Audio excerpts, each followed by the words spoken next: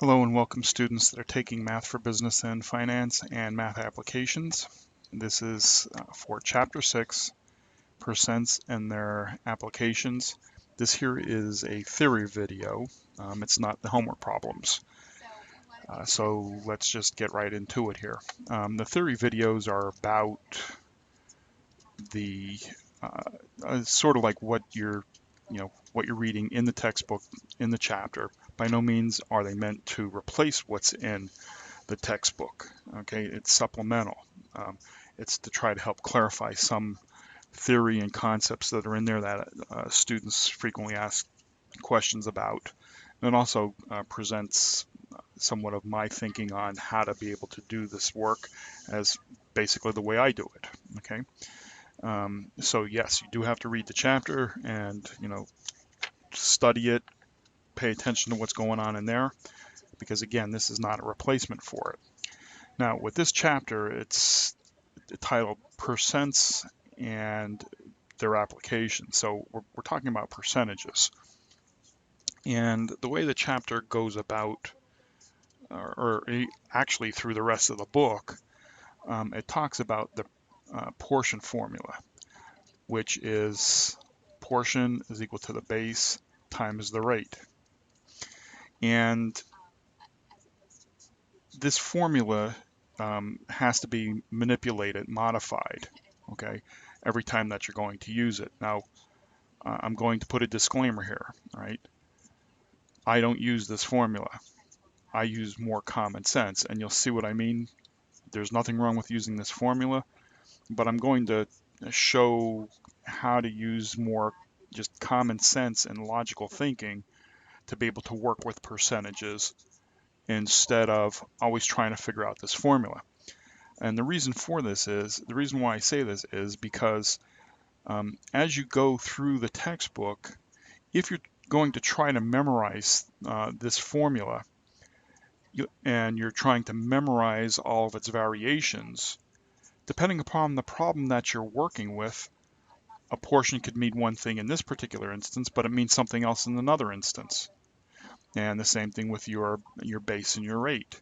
It could mean one thing here, but depending upon the problem, and which is later in the book, it means another. So what ends up happening is you end up memorizing and memorizing and memorizing, and to me that it doesn't make sense, because then you're always trying to figure out which formula you're supposed to be using based upon the situation, and after a bit of time everything looks the same and you get confused and you just don't know which formula to use. For example,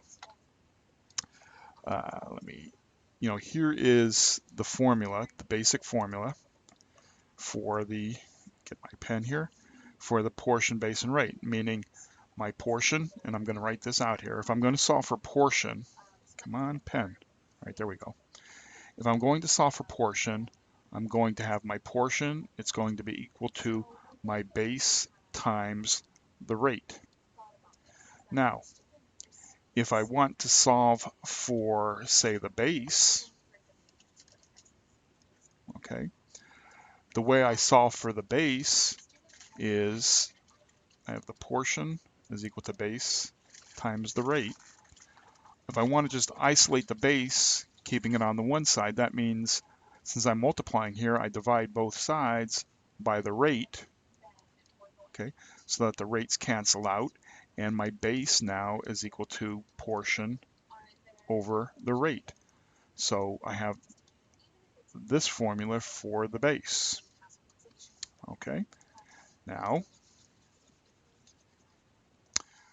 let's say I want to find out what the rate is. In other words, I want to solve for the rate. So I have portion is equal to the base times the rate. Okay, and again, since I'm going to solve for, I want to solve for the rate, the way to do that is I divide both sides by what I do on the left, I have to do on the right. I divide both sides by by the base, so that the bases cancel out. I'm left with the rate is equal to the portion over the base. Right? Portion over the base. Okay. Now, this, here's three different formulas, that you you quote unquote need to memorize in order to solve for the portion or solve for the base or solve for the rate. You have to memorize them. Or you can go through the process that you just saw me go through in order to figure out, you can start out with that formula right here. And if I have to figure out the rate, well then, yeah, I have to, go and do the math, right? And go like this and go like this and cancel that out and end up with my rate is this. Okay, so I'm doing all of that, all of those extra steps if I'm not memorizing the formula and I'm trying to work the formula. Or to save all of that aggravation, I can sit here and say, okay, I'm going to memorize these three formulas. And that's fine, okay? You just saved yourself doing a lot of work. The only issue with this here of memorizing these, all right, is that, like I said, when you move through from chapter to chapter, you're going to find that what you think is the portion is, in one instance, is not that same thing. And the same with the base and same with the rate. It kind of like changes.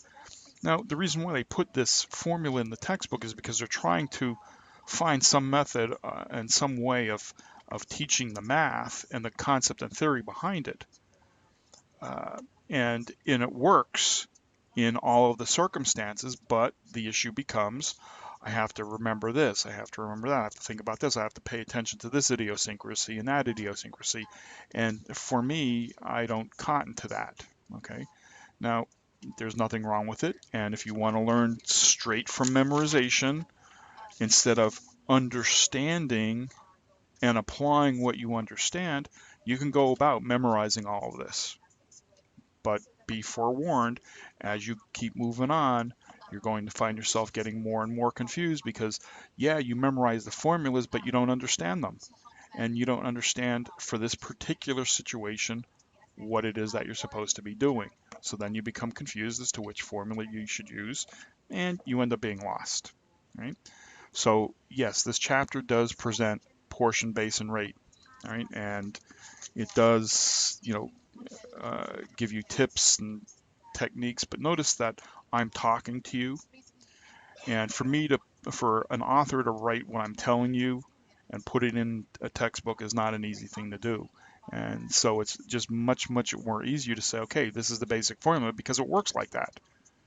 And let's make all of these variations, and you continue on and follow these variations. And, again, you're trying to memorize, but when and that works because you're reading the chapter, you're comprehending it, you think you're understanding it, and then you run into issues when you have to do it yourself. So with that said, for me, I do use this to a certain extent, but I use it more in terms of, I like to draw myself pie charts, all right, or boxes or triangles, and I draw a visual representation of what I'm looking at in order to figure things out. Like, for example, if I have here, 4 cuts of pizza and one of them gets eaten, okay, well, I'm looking at this as a relationship, okay? What's my portion? Well, you can say my portion here is the portion that was eaten, the piece of, the 1/4 of the pie that was eaten. But depending upon the problem, I can say, oh, that my portion is these 3 that were not eaten, depending upon what the question is asking. Okay, so people have difficulty doing word problems because they're trying to convert English into mathematical equations. And it becomes even more complicated when you're trying to decide, well, what is the portion that they're talking about? Are they talking about the portion eaten or the portion that wasn't eaten? Okay, and so as you can see, you're starting to go down, the rabbit hole, and and it becomes more difficult. Okay, and like, what's my base? Well, my base is, the whole thing. Well, is it? Again, it all depends upon what the question is asking. My base can be the 3 portions that were not eaten, okay, because I'm looking at it in relation to the portion that was eaten. And, the rate is the percentage between the two, right? So me personally, I have a tendency more to look at a problem, diagram it out, and then try to solve based upon a little bit of logic and common sense. All right. In the textbook, Learning Unit 6-2, Practice Quiz number 8, and this happens to be on page 156. Okay. Here's to give you some idea as to what I'm referring to. As a matter of fact, 10 minutes have gone by. I'm going to stop here, and we'll have a part 2 to this theory discussion. So we'll pick up in part number 2.